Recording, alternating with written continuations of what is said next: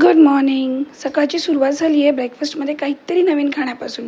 आज प्राव्यासाठी बनवले होते काळ्या चण्याचे डोसे आणि प्राव्या ते बघून खाऊ की नको असा विचार करते. त्याच्याबरोबर मी तिला दही पण दिलं होतं आणि आता डोसापेक्षा जास्त मॅडमने दहीच खाल्लं आहे. ब्रेकफास्ट झाला आणि या बाप लेकीच्या सवयी किती सेम आहेत बघा.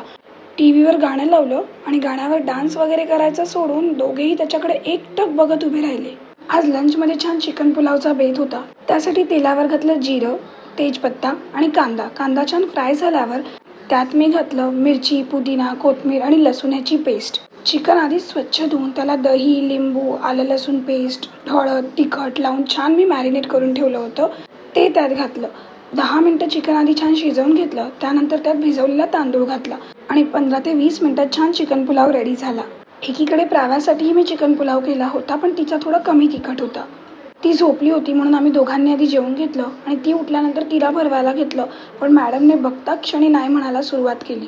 तिचं खाऊन झाल्यावर तिने जिथे जिथे पाणी सांडलं होतं मी फक्त तिला म्हटलं जाऊन फ्लोअर क्लीन कर, तर तिने व्यवस्थित जाऊन ते क्लीन केलं. संध्याकाळी तिला थोडा वेळ खाली फिरवून आणलं. आम्हाला भाज्या वगैरे आणायच्या त्या आणल्या.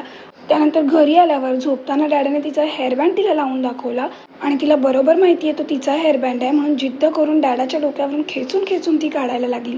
असा छान आमचा दिवस संपवला. आय होप तुमचाही दिवस छान गेला असेल. पुन्हा भेटूच उद्याच्या ब्लॉगमध्ये.